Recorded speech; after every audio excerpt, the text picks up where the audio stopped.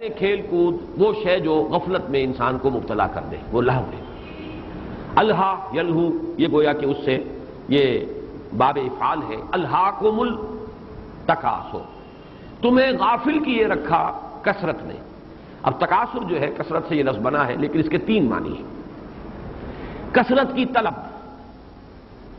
Number دو، کثرت کی طلب میں ایک دوسرے سے آگے نکلنے کے لیے دوڑ، مقابلہ۔ نمبر تین، کثرت پہ کی بنیاد پر ایک دوسرے پر فخر کرنا۔ یہ تین معنی ہے۔ الہاکم التکاثر، غافل کیے رکھا تمہیں بہتات کی طلب نے۔ الہاکم التکاثر، غافل کیا تمہیں بہتات کے حصول میں ایک دوسرے سے بازی لے جانے کی دوڑ نے۔ الہاکم التکاثر، غافل کیے رکھا تمہیں کثرت اور بہتات پر کی بنیاد پر ایک دوسرے پر فخر کرنے نے۔ تینوں معنی ہوں گے۔ غافل کیے رکھا، یہی لفظ ہے جو ایک حدیث میں بھی آیا ہے، ما قل و کفا خیر مما کثر و الہا۔ جو چیز کم ہو لیکن کفایت کر جائے، ضرورت پوری ہو جائے، کھانے کی جو ضرورت ہے مہیا ہو جائے، جو بھی انسان کی ضروریات ہے، کپڑے کے دو جوڑے اس کے پاس ہیں، ضرورت پوری ہو رہی ہے۔ ما قل و کفا، کم ہو لیکن کفایت کر جائے، یعنی ہاتھ نہ پھیلانا پڑے کسی کے سامنے۔ خیر مما کثر و الہا، وہ کہیں بہتر ہے اس سے کہ جو زیادہ ہو، بہتات میں ہو، کثرت سے ہو، لیکن غافل کر دے۔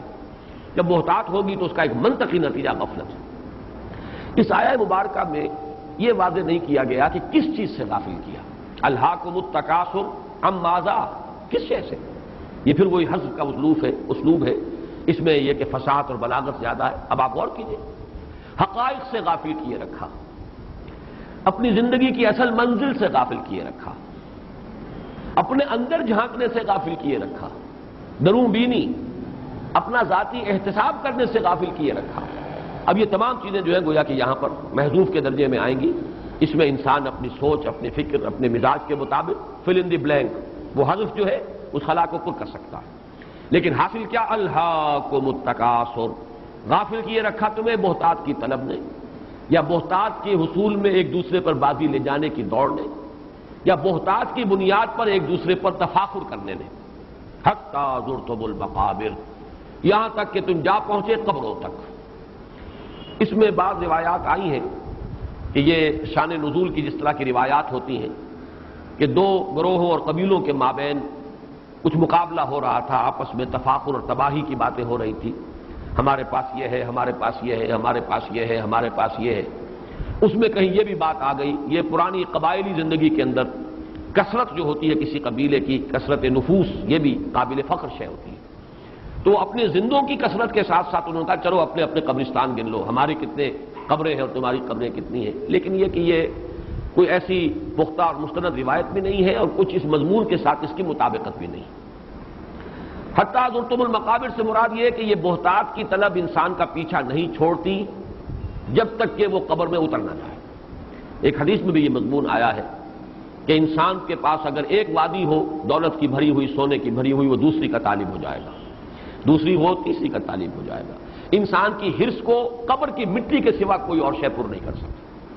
اور اس کا مشاہدہ ہوتا ہے، کتنے ہی لوگ ہیں سرمایہ دار جن کے پاس اتنی کچھ دولت ہے کہ بالیقین یہ کہا جا سکتا ہے کہ ان کی آئندہ کئی نسلوں کے لیے کفایت کرنے والی ہے، لیکن یہ کہ پھر بھی چاہے وہ عین قبروں میں اپنی ٹانگیں لٹکائے بیٹھے ہوں، لیکن یہ کہ وہ بہتات کی جو طلب ہے وہ ختم نہیں ہوتی۔ یہی وہ سورہ حدید کے اندر بھی جو مضمون آیا ہے، اعلموا انما الحیات الدنیا لعب ولہو وزینۃ وتفاخر بینکم وتکاثر فی الاموال والاولاد۔ یہ تکاثر فی الاموال والاولاد یہ ختم نہیں ہوتی، یہ تو بالکل موت کے دہانے تک بھی انسان پہنچا ہوا اور قبر کے کنارے بیٹھا ہوا ہو، بلکہ اپنی ٹانگیں لٹکائی ہوئی ہوں قبر میں، تب بھی یہ بہتات کی طلب ختم نہیں ہوتی۔ الہاکم التکاثر، تمہیں غافل کیے رکھا یا غافل کیے رکھتی ہے بہتات کی طلب، یا بہتات پر فخر کرنے کا جذبہ، یا بہتات میں ایک دوسرے سے آگے نکلنے کا مقابلہ، یہاں تک کہ تم جا پہنچتے ہو قبروں تک۔ کلا سوف تعلمون، اب یہ ہے انذار کا انداز، کوئی نہیں، وہ وقت دور نہیں ہے کہ تم پر حقیقت منکشف ہو جائے گی، تم جان لو گے۔ سوفا کہا ہے یہ، حالانکہ سین کے ساتھ بھی یہ بات آ سکتی تھی، لیکن ایک تو وہ آہنگ والی بات ہے، اس لیے کہ موت تو انسان کے سر پر جیسے کہ تلوار لٹکی ہوئی ہو، موت منڈلا رہی ہے ہمیشہ شخص کے سر پر، اس کی موت کچھ پتہ نہیں، اگلے ہی لمحے آ جائے، لہذا سین کے ساتھ بھی. لیکن سوفا ابھی چونکہ زندگی کا کچھ نظر آ رہا ہے، صحت بھی ہے، بظاہر احوال موت بہت قریب نہیں ہے، لیکن یہ کہ اس میں جو صوتی آہنگ ہے اس کے اعتبار سے کلا سوف تعلمون ثم کلا سوف تعلمون، نہیں ہرگز نہیں، ایک وقت آئے گا کہ حقیقت منکشف ہو جائے گی. اگرچہ وہ وقت وہی ہوگا جو میں نے پہلے مصرع آپ کو سنایا کہ جب آنکھ کھلی گل کی تو موسم تھا خزاں کا، اب کو فائدہ نہیں ہوگا. یوم یتذکر الانسان وانى له الذکریٰ، اس روز ہوش آئے گی، لیکن اس روز کا ہوش آنا کس فائدے کا، کیا حاصل. کلا سوف تعلمون ثم کلا سوف تعلمون، پھر تاکید، پھر حقیقت منکشف ہو جائے گی. ابھی تم حقیقت کو دیکھنا نہیں چاہتے، لیکن ایک وقت آئے گا کہ وہ حقیقت خود تمہارے اوپر عیاں ہو جائے گی، تمہاری آنکھیں کھل جائیں گی. جیسے سورہ قاف میں فرمایا کہ تمہاری فبصرک الیوم حدید، اب تو تمہاری آنکھیں بڑی تیز ہیں، ہر شے، ہر حقیقت جو ہے تمہاری آنکھوں پر منکشف ہو گئی. کلا لو تعلمون علم الیقین لترون الجحیم ثم لترونها عین الیقین ثم لتسألن یومئذ عن النعیم. کلا لو تعلمون علم الیقین، ہرگز نہیں، اگر تم جان لیتے یقین کا جاننا. یہ جو ہے کلام شرطیہ ہے، لو، اس کے دونوں ترجمے ہو سکتے ہیں. اگر تم جان لیتے، کاش کہ تم جان لیتے. یہ تمنائی جو ہے، ماضی تمنائی، وہ بھی اس انداز میں آتا ہے. کلا لو تعلمون، اگر تم جان لو، کاش کہ تم جان لو. لیکن یہ کہ اس کا جواب کیا ہے، اگلی آیت جو ہے بظاہر تو احساس ہوتا ہے کہ شاید لترون الجحیم جو ہے یہ اس کا جواب ہے، شرط کا جواب، لیکن ایسا نہیں ہے. اس پر اتفاق ہے تمام مفسرین کا کہ جواب شرط یہاں محذوف ہے، اور اکثر و بیشتر نے تو اس کے فوراً بعد جو ہے محذوف کو مانا ہے کلا لو تعلمون علم الیقین، ہرگز نہیں، اگر تم جان لو یقین کا جاننا تو حقیقت تم پر منکشف ہو جائے، تو تم سیدھی راہ پر آ جاؤ، تو تم کامیاب ہو جاؤ، تو تمہاری عاقبت سنور جائے. یہ گویا کہ اس کا جواب شرط ہے جو یہاں محذوف ہے. کلا لو تعلمون علم الیقین، اگر تم جان لو یقین کا جاننا تو حقیقت تم پر منکشف ہو جائے، تم اپنی زندگی کا رخ درست کر لو گے، تمہاری عاقبت سنور جائے گی، تم اس حاویہ سے بچ جاؤ گے. فَأُمُّهُ حاویہ، تمہارا انجام بخیر ہوگا. یہ گویا کہ جواب شرط ہے جو محذوف ہے. لیکن یہ کہ مولانا اصلاحی صاحب کا ایک خیال ہے، اور وہ خیال وزنی ہے، کہ یہ جو اس کے بعد کی آیات آ رہی ہیں تین مزید، لترون الجحیم ثم لترونها عین الیقین ثم لتسألن یومئذ عن النعیم، یہ تینوں بھی در حقیقت کلا لو تعلمون علم الیقین ہی کے تابع ہیں.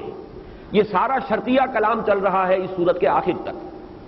ہرگز نہیں، اگر تم جان لیتے یقین کا جاننا لازم، اور یہ کہ تم دیکھو گے جہنم کو، جہنم کو دیکھ کر رہو گے، پھر تمہیں دیکھنا ہی ہے اسے، آنکھ والا دیکھنا، یقین کا دیکھنا، اور پھر تم سے لازماً پوچھا جائے گا اور نعمتوں کا حساب لیا جائے گا. تو یہ گویا کہ جواب شرط اب اس کے بعد آئے گا. یہ سب کچھ اگر تمہیں معلوم ہو جائے تو تمہاری منزل درست ہو جائے، تمہاری عاقبت سنور جائے، تم انجام بد سے محفوظ ہو جاؤ، تم حاویہ میں گرنے سے بچا لیے جاؤ. تو یہ بھی ایک رائے ہے، اور رائے قوی معلوم ہوتی ہے. اگرچہ ذاتی طور پر میری رائے یہ ہے کہ دو آیات کے بعد جواب شرط کو اگر محذوف مان لیا جائے، اور اس کے بعد جو کلام ہے وہ کلام مستانفہ ہے، وہ اپنی جگہ پر ایک نیا کلام شروع ہو رہا ہے، تو بات زیادہ نکھرتی ہے. واللہ عالم. میں اپنی اس رائے کے مطابق اب ترجمہ کر رہا ہوں اور وضاحت کر رہا ہوں. کلا لو تعلمون علم الیقین لترون الجحیم، ہرگز نہیں، اگر تم جان لیتے یقین کا جاننا کہ تمہیں جہنم کو دیکھنا ہی ہے، کوئی مفر نہیں. اس بات پر اگر تمہیں یقین ہو جائے، اور جو یقین اس وقت ہوگا علم الیقین کے درجے میں، عین الیقین کے درجے میں نہیں، وہ تمہیں علمی طور پر بات کو جاننا ہے، تمہیں استدلال کے حوالے سے جاننا ہے، تمہیں دلیل سے، عقل سے بات کو پہچاننا ہے. کیا پہچاننا ہے؟ کہ تم دیکھ کر رہو گے جہنم کو. اور یہ مضمون وہ ہے جو قرآن مجید میں دوسرے مقامات پر آیا ہے کہ ہر انسان کو جہنم دکھائی جائے گی، چاہے وہ انجام کار کے اعتبار سے جنتی ہو. لیکن یہ ہے کہ ایک دفعہ لایا جائے گا تاکہ انہیں بھی پتہ لگ جائے کہ ہم کس شے سے بچا لیے گئے. اللہ کا کتنا بڑا احسان ہم پر ہوا ہے، کتنا بڑا کرم ہوا ہے کس انجام سے اللہ نے ہمیں بچایا ہے۔ چنانچہ سورہ مریم میں فرمایا گیا وَإِن مِّنكُمْ إِلَّا وَارِدُهَا كَانَ عَلَىٰ رَبِّكَ حَتْمًا مَّقْضِيًّا، کوئی نہیں ہے تم میں سے مگر یہ کہ ایک مرتبہ تو آ کر رہے گا جہنم پر۔ وارد کہتے ہیں گھاٹ پر اترنے کو، جیسے کوئی قافلہ آ کر اترا کسی گھاٹ پر، کوئی تالاب ہے پانی پینے کے لیے، کوئی نہر ہے اس کے کنارے پر آ گئے پانی پینے کے لیے، یہ ہے وارد۔ مورد کہتے ہیں گھاٹ اترنے کی جگہ۔ تو وَإِن مِّنكُمْ إِلَّا وَارِدُهَا كَانَ عَلَىٰ رَبِّكَ حَتْمًا مَّقْضِيًّا، پھر یہ کہ ہم اللہ تعالیٰ کی طرف سے فرمایا کہ پھر ہم بچا لیں گے ان کو جو کہ تقویٰ والے تھے، اور جو جہنمی ہیں وہ اسی کے اندر اوندے میں پڑے رہ جائیں گے۔ لیکن ایک دفعہ تو آنا ہی ہے۔ یہی تصور ہے جو ہمارے سامنے ہے۔ سورہ حدید میں یہ جو نقشہ آیا ہے کہ لوگوں کو نور عطا کیا جائے گا اور اس نور سے وہ چلیں گے، وہ جس کو ہم پل صراط کہتے ہیں، کہ جو روشنی ہوگی، ایک مرحلہ ہے جہنمیوں کو اور جنتیوں کو علیحدہ کرنے کے لیے، کہ جو جنتی ہیں جنہوں نے نیک اعمال کیے تھے، ایمان اور اعمال صالحہ کا نور لے کر آئے تھے، وہ گزر جائیں گے اس پل پر سے اور دوسرے ٹھوکریں کھاتے ہوئے گریں گے، اور پھر ان کے مابین ایک فصیل حائل کر دی جائے گی۔ تو یہ جو دونوں آیات ہیں، اگرچہ یہ شرط اور جواب شرط نہیں ہے، جواب شرط تو محذوف ہے، لیکن یہ دونوں انٹر لاکڈ ہیں، اور یہ ترجمہ جیسے کہ مولانا اصلاحی صاحب نے کہا، یہ کہہ کے لفظ سے ان کو جوڑا جائے گا۔ کلا لو تعلمون علم الیقین لترون الجحیم، کوئی نہیں اگر تم جان لیتے یقین کا جاننا کہ تمہیں ایک دن لا محالہ اس جہنم کو دیکھنا ہے، وہ تمہارے سامنے آ کر رہے گی، جس کو کہ اوپر فرمایا گیا حاویہ فأمہ حاویہ وما ادراک ما ہی نار حامیہ، اور یہی ہے در حقیقت کہ جو ان دونوں صورتوں کو جو مضمون کے آپس میں جوڑ رہا ہے، انٹرلاک کر رہا ہے۔ لترون الجحیم ثم لترونها عین الیقین، پھر اب یہاں سے کلام مستانفہ ہے، یہ علیحدہ اب نیا کلام شروع ہو رہا ہے۔ پھر وہ وقت تو آ کر رہنا ہی ہے، یہ تو اس دنیا میں عقل کی آنکھ سے دیکھ لو، یقین، علم والا یقین اگر تمہیں حاصل ہو جائے کہ تمہیں یقیناً دیکھنا ہے جہنم کو، تو پھر یہ کہ تمہاری عاقبت سنور سکتی ہے، تم اس خسران ابدی سے بچ سکتے ہو، والعصر ان الانسان لفی خسر، اس انجام سے اپنے آپ کو بچا سکو گے۔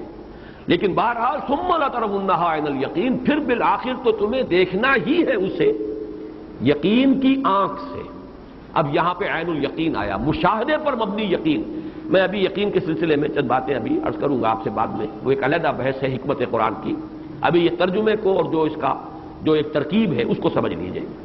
ثم لتسألن یومئذ عن النعیم، پھر لازماً تم سے سوال ہوگا، پوچھے جاؤ گے، محاسبہ ہوگا نعمتوں کے بارے میں، کون کون سی نعمتیں ہم نے تمہیں دی تھیں۔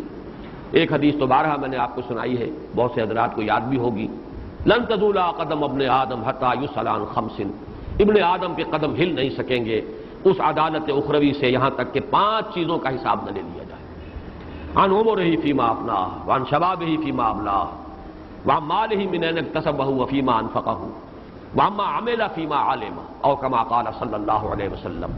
عمر کے بارے میں پوچھا جائے گا، کہاں گلائی، 80 برس دیے تھے، کہاں صرف کیے۔ پھر دوسرا سوال، عمر کا ایک خاص حصہ شباب، جوانی کا دور، قوتوں کا، امنگوں کا، حوصلوں کا، عزائم کا، وہ کہاں گوائی، جوانی جو ہے وہ کہاں گوائی۔ پھر 2 سوال مال کے بارے میں، مالہ من این اکتسبہ فیما انفقہ، کہاں سے کمایا تھا، حرام سے کہ حلال سے، جائز سے کہ ناجائز سے، وفیما انفقہ، کہاں خرچ کیا تھا۔ اور پھر ایک سوال، وعما عمل فیما علم، جو علم حاصل کیا اس میں عمل کتنا کیا۔ ایسا تو نہیں کہ علم کے تو انبار لگاتے چلے گئے اور عمل جو ہے وہ وہیں کا وہیں ٹکا رہا، وہ 0 ہی پوائنٹ کے اوپر لگا رہا۔ وہ علم جو ہے وہ تو در حقیقت حجت بن جائے گا انسان کے خلاف۔ القرآن حجت لک او علیک، یہ قرآن حجت بنے گا یا تمہارے حق میں یا تمہارے خلاف۔ یہ 5 سوال اس حدیث میں آئے ہیں۔ باقی ایک واقعہ بڑا پیارا ہے حضور کی سیرت کا۔ حضور صلی اللہ علیہ وسلم پر ایک مرتبہ فاقے کی کیفیت تھی اور شدید نقاہت۔ حضرت ابو بکر آئے رضی اللہ تعالی عنہ، ان کی کیفیت بھی یہی تھی۔ حضور کو اندازہ بھی ہو گیا کہ یہ بھی فاقے سے۔ حضرت عمر آئے رضی اللہ تعالی عنہ، ان کی کیفیت بھی یہی تھی۔ حضور شاید اپنے لیے تو نہ بھی یہ کرتے، لیکن یہ کہ اپنے ان دونوں صاحبوں کو لے کر آپ گئے۔ ایک انصاری صحابی تھے ابو الحیثم رضی اللہ تعالی عنہ، انصاری، ان کا ایک نخلستان تھا قریب ہی، وہاں چلے گئے۔ وہاں 3 مرتبہ آپ نے السلام علیکم کہا، جواب نہیں آیا، تو لوٹنے لگے تھے کہ ان کی اہلیہ جو ہے ابو الحیثم کی، وہ دوڑتی ہوئی نکلی۔ انہوں نے عرض کیا، حضور ہم نے پہلے بھی آپ کی آواز سن لی تھی، پہلا سلام جب آپ نے کیا وہ بھی میں نے سن لیا تھا، لیکن میں نے چاہا کہ آپ 3 مرتبہ سلام کریں، ہم پر آپ کی طرف سے سلامتی اور رحمت جو ہے وہ 3 مرتبہ ہے۔ اور پھر انہوں نے عرض کیا کہ میرے شوہر جو ابو الحسن وہ ذرا چلے گئے پانی لانے کے لیے، پھر وہ دوڑی، انہوں نے کچھ کھجور جو ہے وہ سامان کیا حضور کی ضیافت کا۔ پھر جب وہ آ گئے ابو الحسن تو انہوں نے پھر کوئی جانور بھی ذبح کیا، گوشت بھی تیار کیا، ضیافت کا اہتمام ہوا۔ جب یہ کھا چکے تو حضرت حضور صلی اللہ علیہ وسلم نے فرمایا عمر یہ ہیں وہ نعمتیں جن کا حساب دینا ہوگا۔ باقی یہ کہ اور دوسری احادیث کے اندر بھی نعمت تو ہر شے ہے، بشرطے کہ اس کے ساتھ حقیقت کے اعتبار سے تو نعمت ہوگی جبکہ اس کے ساتھ ہدایت بھی موجود ہے، لیکن اللہ کی طرف سے تو بہرحال وہ ڈیبٹ کا کھاتا ہے جس کو اکاؤنٹ فار کرنا پڑے گا۔ صحت دی ہے حساب دینا پڑے گا، قوت دی ہے جسمانی حساب دینا ہوگا، مال دیا ہے حساب دینا ہوگا، اولاد دی ہے حساب دینا ہوگا۔ تو ظاہر بات ہے کہ ہر شے جو دنیا میں انسان کو ملی ہے، یہاں تک کہ جو بھی سانس آ گیا صحیح طور پر، یہاں تک کہ جو دن بھی گزر گئے عافیت کے ساتھ، ان میں سے ہر ایک کا حساب ہونا ہے۔ ثم لتسألن یومئذ عن النعیم، پھر لازماً تم سے سوال ہوگا۔ اب یہاں پہ دیکھیے وہی انداز ہے جو اس خطبے میں ہے، واللہ لتموتن کما تنامون ثم لتبعثن کما تستيقظون ثم لتحسبن بما تعملون ثم لتجزون بالاحسان احسانا وبالسوء سوءا وانها لجنة ابدا او لنار ابدا۔ خدا کی قسم تم سب پر موت وارد ہو کر رہے گی جیسے روزانہ رات کو سو جاتے ہو، پھر تم سب کو اٹھا لیا جائے گا۔ ثم لتبعثن کما تستيقظون، جیسے روزانہ صبح بیدار ہو جاتے ہو۔ ثم لتحسبن بما تعملون، پھر عمل کیے جو بھی کیے ہیں ان کا حساب کیا جائے گا۔ ثم لتجزون بالاحسان احسانا وبالسوء سوءا، پھر بدلہ مل کر رہے گا، کوئی چھٹکارا نہیں، بھلائی کا بھلا برائی کا برا۔ اس بدلے کے اندر ان کا ایک دوسرے کو اکاؤنٹ فار کر دینا جو ہے، نیکیاں ہیں جو اگر جو برائیاں ہیں لیکن اگر نیکیوں نے انہیں دفع کر دیا ہے، ان کا کفارہ بن گئی ہے، تو سامنے تو آئیں گی، لیکن یہ کہ وہ ظاہر بات ہے کہ وہ تول میں پھر نہیں آئیں گی، وہ چیزیں حساب کتاب میں نہیں آئیں گی، اس لیے کہ کفارہ ہو چکا ہے، حساب کتاب میں نہیں آئے گا، لیکن دکھا دیا جائے گا۔ ثم لتسألن یومئذ عن النعیم، پھر لازماً تم سے سوال کیا جائے گا اس دن ان نعمتوں کے بارے میں جو اللہ نے تمہیں اس دنیا میں عطا فرمائی۔ اب آئیے یہ یقین کے موضوع پر کچھ بات، یقین کسے کہتے ہیں اس کا بھی میں نے استقصاء کیا ہے، قرآن مجید میں یہ لفظ کس کس انداز میں آیا ہے، اس لیے کہ جیسے ہمارے ہاں خاص طور پہ صوفیہ کے ہاں یہ مضامین زیر بحث آتے ہیں، جیسے نفس انسانی کی 3 کیفیات، نفس امارہ، نفس لوامہ، نفس مطمئنہ۔ اگرچہ عام طور پر لفظ نفس صرف جب آتا ہے تو وہ پورے وجود کے لیے آتا ہے، انسانی جان، اخرجوا انفسکم، فرشتہ کہے گا جان نکالتے ہوئے نکالو اپنی جان، تو یہاں نفس سے مراد جو ہے پورا انسان کی معنوی وجود جو ہے وہ نفس ہے۔ لیکن 3 کیفیات ہیں اس کی، ایک نفس امارہ ہے، یہ در حقیقت متعلق ہے ہماری ایڈ یا لیبیڈو سے، ہمارے اینیمل انسٹنکٹ سے، جو بدی ہی کی طرف انسان کو بلاتے ہیں، حکم دیتے ہیں برائی کا۔ ایک نفس لوامہ ہے، وہ ہمارا ضمیر ہے، کانشنس ہے، یہ ہمارے روحانی وجود سے متعلق ہے، یہ خیر کی طرف بلاتا ہے اور بدی پر ملامت کرتا ہے۔ اور ایک نفس مطمئنہ ہے، یہ مجموعی حیثیت سے انسان کی کیفیت، جبکہ انسان خیر پر، نیکی پر، ہدایت پر پوری طرح مستقیم ہو جائے، جم جائے، استقامت حاصل ہو جائے، مطمئن ہو جائے، دل ٹھک گیا۔ اسی طرح یقین کی 3 کیفیتیں ہیں، 2 اصطلاحیں تو یہاں آئی ہیں، علم الیقین، عین الیقین۔ ایک یقین ہے علم کے درجے میں، یقین علمی، یا جس کو کہا جا سکتا ہے وہ علم جو استدلالی ہے، دلائل سے، علم نظری، اس کی بنیاد پر ایک یقین کی کیفیت حاصل ہو جائے۔ ایک یقین ہے عین الیقین، ایک شے کو دیکھ لیا، بچشم سر ایک شے کا معائنہ اور مشاہدہ کر لیا، اب یقین جو ہے یقیناً اس کی نسبت گہرا ہو جائے گا۔ اس سورہ مبارکہ میں نہیں ہے لیکن قرآن مجید میں 2 جگہ پر آیا ہے حق الیقین۔ سورہ واقعہ میں ان ھذا لہو حق الیقین، اور اسی طرح سورہ حاقہ میں یہ بھی حق الیقین، انہ لحق الیقین۔ اب اس پر صوفیہ نے گفتگو کی ہے، ان تینوں میں کیا مراتب ہیں، کیا مدارج ہیں، نسبتیں کیا ہیں، وہ میں چند باتیں آپ سے عرض کروں گا، لیکن یہ باتیں پہلے نوٹ کر لیجئے کہ لغت میں یقین کا مفہوم کیا ہے۔ امام راغب اصفہانی نے الیقین من صفت العلم فوق المعرفہ، یقین کے بارے میں فرمایا یہ علم کی ایک صفت ہے، کیفیت ہے جو معرفت سے بلند تر ہے۔ معرفت، اگرچہ ہمارا عام تاثر تو یہ کہ لفظ معرفت جو ہے بہت اونچا لفظ ہے، معرفت حاصل ہو گئی، لیکن یہ کہ معرفت سے بلند تر درجہ ہے یقین کا۔ الیقین من صفت العلم فوق المعرفت والدرایت، درایت سے، عقل سے، استدلال سے، صغرا کبرا جوڑ کر جو بھی کوئی شے انسان جس کی پہچان حاصل کرتا ہے، جو علم حاصل کرتا ہے، اس سے بلند تر ایک مقام ہے اور وہ ہے یقین۔ وَهُوَ سکون الفہم فہم مع ثبات الحکم۔ اس میں دو کیفیات جب پیدا ہو جائیں کہ انسان کی علمی پیاس جو ہے وہ پوری طرح اس کو سیری حاصل ہو جائے، مطمئن ہو جائے کہ ہاں بات یوں ہی ہے، دل ٹھک جائے۔ ایک ہے کہ ایسا ہو سکتا ہے، شاید ایسا ہو، ممکن ہے کہ ایسا ہو، گمان غالب ہے کہ ایسا ہوگا، ایسا ہونا چاہیے، لیکن یہ کہ ابھی اس میں وہ سکون الفہم، انسان کا دل کا ٹھک جانا، عقل کا مطمئن ہو جانا، نفس مطمئنہ، یہاں پہ گویا کہ عقل مطمئن پوری طرح مطمئن ہو گیا کہ ہاں ایسا ہے، بات یہی ہے، حقیقت یہی ہے، حقیقت یوں ہو سکتی ہے نہیں، حقیقت یہی ہے، اور اس کے ساتھ ثبات الحکم، رائے انسان کی قائم ہو جائے کہ ایسا ہے، یہ ہے اصل میں یقین۔ اسی حوالے سے یہ بات بھی نوٹ کر لیجئے کہ ایمان جو ہے اس سے بھی بلند تر لفظ ہے یہ یقین، ایقان، یقین، اس لیے کہ ایمان کا ایک پہلو یہ بھی ہے کہ سرسری سا مان لینا، آمن لہو مان لیا، ٹھیک ہے، تردید نہیں کی، اور ایمان جو بہی کے ساتھ بھی آتا ہے، آمن بہی، اس کا بھی ایک پہلو ہوتا ہے قانونی ایمان، ظاہری ایمان، اور قرآن مجید میں آپ کو معلوم ہے کہ منافقوں کو بھی خطاب کیا گیا یا ایھا الذین آمنوا سے، کسی جگہ بھی یا ایھا الذین نافقوا نہیں آیا، یا ایھا الذین آمنوا، اس میں مسلمان، منافق، مومن سب کے سب شامل ہیں۔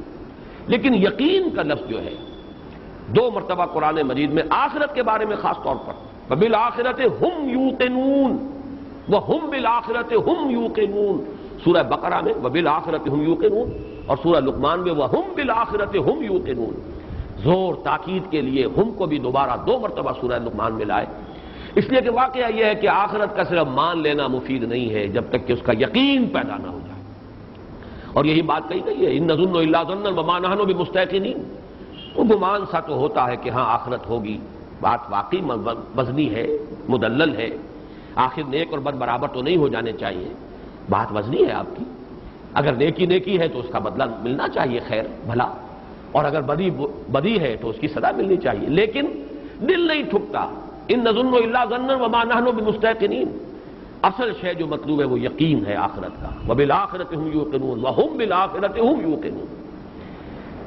یقیناً کا لفظ قرآن مجید میں ایک جگہ آیا ہے سورہ نساء، وما قتلوه یقینا، ہرگز قتل نہیں کیا حضرت مسیح علیہ السلام کو یہود نے، یہ ان کا مغالطہ ہے، یہ خامخواہ کا ان کا خیال ہے، یہ ایک مشتبہ صورت تھی جو ان کے لیے بنا دی گئی۔ دو مرتبہ یہ لفظ آیا ہے موت کے معنی میں قرآن مجید میں،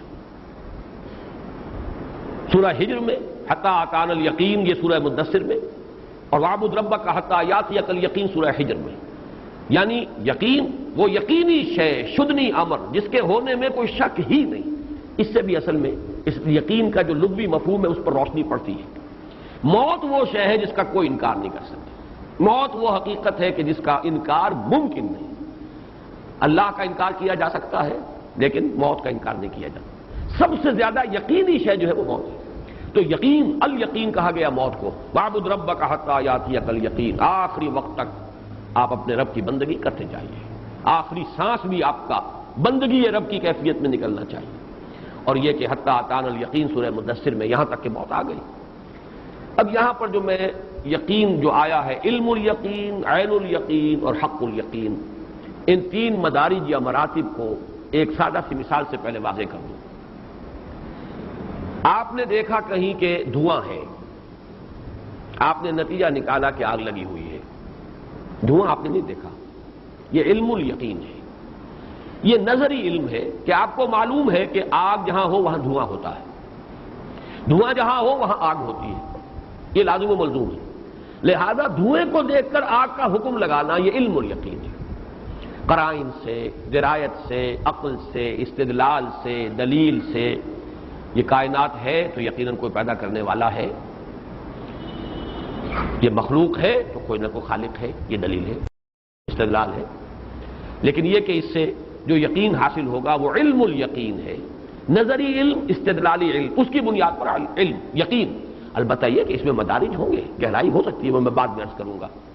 لیکن ایک شکل یہ کہ آپ نے خود جا کر دیکھ لی آگ لگی ہوئی ہے، یہ معائنہ اور مشاہدہ ہے۔ لیس الخبر و کل معائنہ، تو آنکھ سے دیکھی ہوئی شے جو ہے وہ تو ظاہر بات ہے کہ وہ صرف خبر کی بنیاد پر جو یقین انسان کرتا ہے اس سے کہیں بڑھ کر ہے آنکھ سے دیکھا ہوا، یہ عین الیقین ہے۔ آپ نے دیکھ لیا کہ آگ لگی ہوئی ہے، بچشم سب دیکھ لیا، اس میں کسی استدلال کا پہلو نہیں ہے، یہ تو براہ راست مشاہدہ ہے، معائنہ ہے۔ لیکن یہاں آپ نوٹ کیجئے ابھی ایک مرحلہ باقی ہے۔ انسان کے حواس کبھی کبھی اسے دھوکہ بھی دیتے ہیں، کان بج رہے ہیں حالانکہ آواز کوئی نہیں، یا کوئی شے نظر آ رہی ہے، رنگ نظر آ رہے ہیں، حقیقت میں کوئی نہیں ہے، یہ آپ کی اپنی بینائی کا انتشار ہے۔ حواس دھوکہ دیتے ہیں انسان، اسی لیے وہ بہت مشہور مصرع ہے کہ آنچ می بینیم یا رب یا بیداریست یا رب یا بے خواب، پروردگار جو کچھ میں دیکھ رہا ہوں یہ خواب میں دیکھ رہا ہوں یا حقیقت ہے، یہ بیداری ہے۔ دیکھتا ہے انسان لیکن اسے یقین حاصل نہیں ہوتا کہ میں دیکھ رہا ہوں، واقعتاً دیکھ رہا ہوں۔ اسی کے برعکس کیفیت ہے وہ جو سورۃ النجم میں آئی ہے، ما کذب الفؤاد ما رأى، محمد الرسول اللہ صلی اللہ علیہ وسلم کی آنکھ نے جو دیکھا دل نے جھوٹا نہیں کہا۔ بالکل جس کو ہم کہیں گے قلب و ذہن، آنکھ اور دل کی آنکھ، ظاہر کی آنکھ اور دل کی آنکھ دونوں نے کامل ہم آہنگی اور موافقت کے ساتھ دیکھا جو کچھ دیکھا۔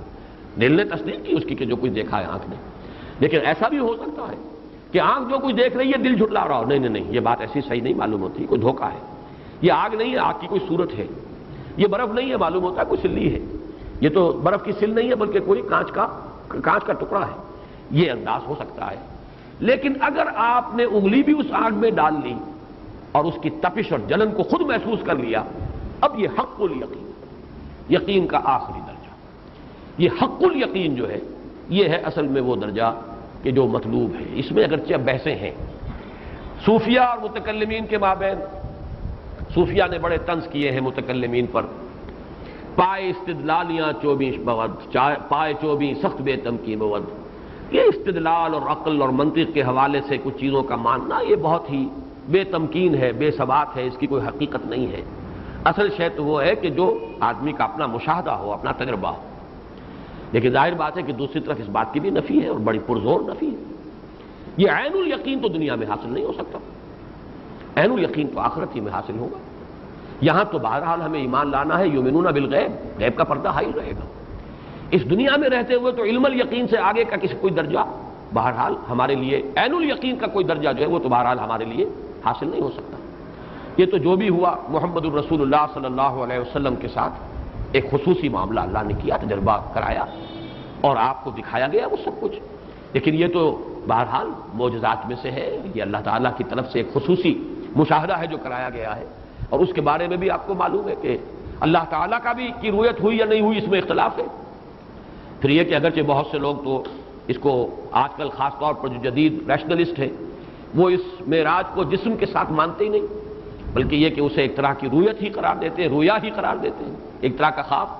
لیکن یہ کہ اہل سنت کا اجماع ہے کہ یہ معراج بجسد ہی شریف ہوا ہے، اپنے جسم مبارک کے ساتھ معراج ہوا ہے محمد الرسول اللہ کو، اور وہاں جو کچھ آپ نے دیکھا ہے وہ بچشم سر دیکھا ہے، اس سر کی آنکھ سے دیکھا ہے۔ کیا دیکھا ہے یہ ہم نہیں جانتے، وہ تو جیسا کہ سورۃ النجم میں آیا ہے کہ اذ یغشی السدرۃ ما یغشی ما زاغ البصر وما طغی لقد رأى من آیات ربہ الکبریٰ، جبکہ اس بیری کو ڈھانپے ہوئے تھا، جو ڈھانپے ہوئے تھا تمہارے فہم سے وہ بالا تر ہے، تم نہیں سمجھ سکتے، تمہیں بتانا بھی بیکار ہے، اس کا کوئی تخیل بھی تمہارے لیے تصور بھی ممکن نہیں۔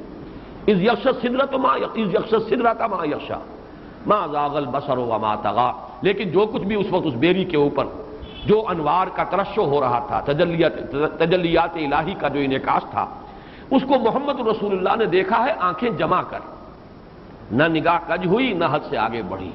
لقد رأى من آیات ربہ الکبریٰ، دیکھا آپ نے اپنے رب کی بڑی عظیم آیات۔ بہرحال وہ جو کچھ دیکھا ہے بچشم سر دیکھا ہے، لیکن وہ معاملہ جو ہے وہ تو خالص استثناء ہے ہمارے لیے، عام انسانوں کے لیے یہ جو ہے دیکھنا، اور حضور کو تو دنیا میں بھی دکھایا گیا۔ آپ نے ایک مرتبہ جب کہ نماز استسقاء پڑھا رہے تھے تو آپ کا ہاتھ اچانک اٹھ گیا آگے، ایک مرتبہ آپ ذرا پیچھے کو ہٹے تو اس میں لوگوں نے پوچھا کہ کیا معاملہ ہوا حضور، کیا یہ نماز ہی کا حصہ ہے؟ آپ نے فرمایا نہیں، صورت یہ ہے کہ میرے سامنے جنت لے آئی گئی اور بے اختیار میرا ہاتھ اٹھ گیا کہ میں اس کا کوئی پھل جو ہے وہ توڑ لوں، اس درجے مشاہدہ قرب، اور میرے سامنے دوزخ لے آئی گئی دوسرے مرحلے میں، اور اس کا جو گرمی اور حرارت کا جو بھمکا تھا اس کی وجہ سے میں پیچھے ہٹا۔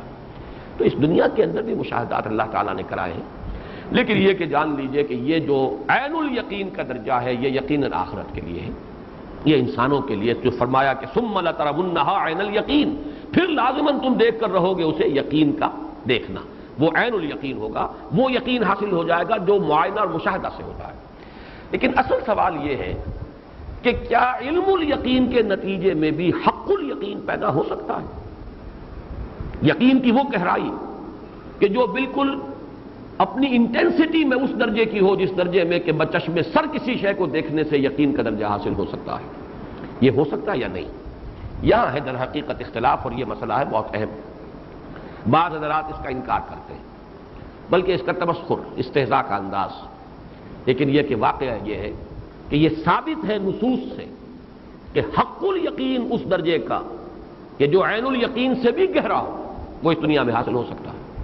عین الیقین اپنی جگہ پر ایک دوسری شے، نوعیت کے اعتبار سے بچشم سر کسی شے کا دیکھنا، لیکن یہ یقین کی آخری منزل نہیں ہے۔ جیسا کہ میں نے کہا کہ آگ کو دیکھ کر بھی ایک اشتباہ ہوتا ہے، پتہ نہیں یہ آگ ہے کہ نہیں ہے، سانپ کو دیکھ کر بھی کوئی شک ہوتا ہے کہ پتہ نہیں یہ زندہ ہے کہ مردہ ہے، سانپ ہے یا کوئی سانپ کی شکل ہے۔ یہ کوئی کھلونے آج کل ایسے بنا دیے جاتے ہیں کہ جن میں تمیز کرنی مشکل ہے، بالکل معلوم ہو کہ سانپ ہے۔ معلوم یہ ہو کہ عین الیقین آخری درجہ نہیں ہے، عین الیقین سے بھی آگے بڑھ کر حق الیقین درکار ہے۔ آیا وہ حق الیقین اس دنیا میں حاصل ہو سکتا ہے انسان کو جبکہ وہ ابھی غیب میں ہے؟ یؤمنون بالغیب، تو ایمان بالغیب کی انٹینسٹی حق الیقین تک جا سکتی ہے یا نہیں، یہ سوال ہے۔ اور میں یہاں پورے انشراح صدر کے ساتھ اس بات کر رہا ہوں اس کا کہ یہ عین ممکن ہے جو نصوص سے ثابت ہے۔ چنانچہ سب سے بڑا ثبوت جو ہے وہ حدیث جبرائیل ہے۔ احادیث کے ذخیرے میں اس کا جو مقام ہے سب کو معلوم ہے، ام السنہ، سنت کی جڑ، سنت کی بنیاد، وہی مقام ہے احادیث کے ذخیرے میں حدیث جبرائیل کا جو سورۃ الفاتحہ کا مقام ہے قرآن مجید۔ اور اس میں احسان اصل میں ہے کیا؟ وہ یقین کی انٹینسٹی ہے۔ ایک تو ہے اسلام، ان تشہد، کہ تم گواہی دو کہ اللہ کے سوا کوئی معبود نہیں، یہ اسلام ہے۔ ایک ہے ان تؤمن، تمہیں یقین ہو جائے، ایمان ہو تمہیں ایمان ہو، دل سے تمہیں اس بات کا یقین ہو کہ اللہ پر بھی یقین، آخرت پہ یقین۔ ایک ہے ان تعبد اللہ کأنک تراہ فإن لم تکن تراہ فإنہ یراک، ایسی انٹینسٹی یقین کی گویا کہ تم اسے دیکھ رہے ہو۔ اب یہ بات جو ہے یہ اگر ناممکن بات ہوتی تو یہاں احسان کی وضاحت کرتے ہوئے محمد الرسول اللہ صلی اللہ علیہ وسلم یہ الفاظ استعمال نہ کرتے۔ معلوم ہے یہ درجہ ممکن ہے، اس درجے تک انسان کی رسائی ممکن ہے۔ ان تعبد اللہ کأنک تراہ، ان تعمل للہ کأنک تراہ، ان تخشى اللہ کأنک تراہ۔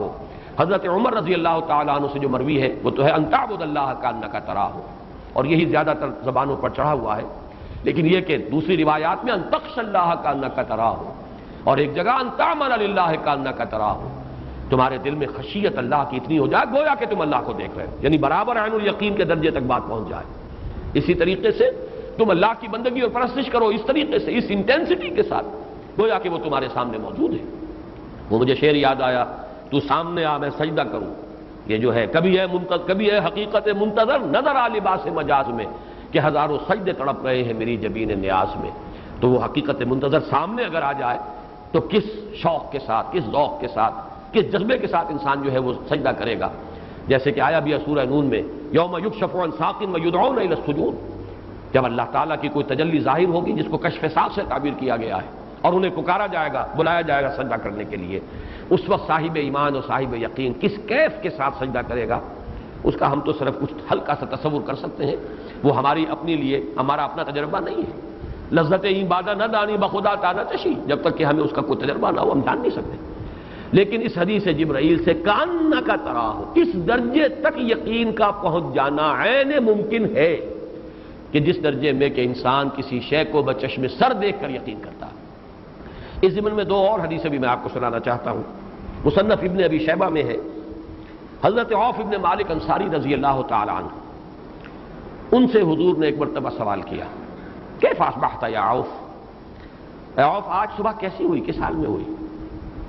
انہوں نے ایک عجیب جواب دیا، غیر معمولی بات، اصبحت مومنا حقا یا رسول اللہ، اے اللہ کے رسول مجھے صبح ہوئی ہے بڑے سچے مومن کی حیثیت سے۔ اب حضور ذرا چونکے، یہ جواب غیر معمولی تھا۔ آپ نے فرمایا ہر شے کی کوئی حقیقت ہوتی ہے، تو تم ذرا بتاؤ کہ تمہارے اس ایمان کی حقیقت کیا ہے، بیان کرو، ذرا تعبیر کیسے کرو۔ طویل حدیث ہے جو ان کا جواب ہے، لیکن اس کے جو الفاظ اس وقت میں کوٹ کرنا چاہتا ہوں، کانی انظر الی اہل النار وکانی انظر الی اہل الجنہ وکانی انظر الی العرش۔ اے اللہ کے رسول، میں تو بالکل ایسے جیسے کہ دیکھ رہا ہوں عرش خداوندی کو۔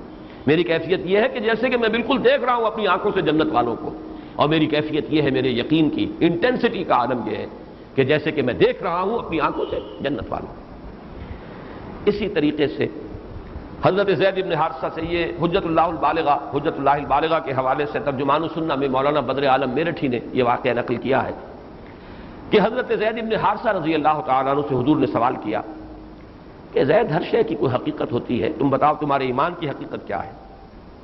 انہوں نے جواباً عرض کیا کہ مجھے عرش رحمان کا ایسا یقین حاصل ہے جیسا کہ اپنی آنکھوں سے دیکھ رہا ہوں۔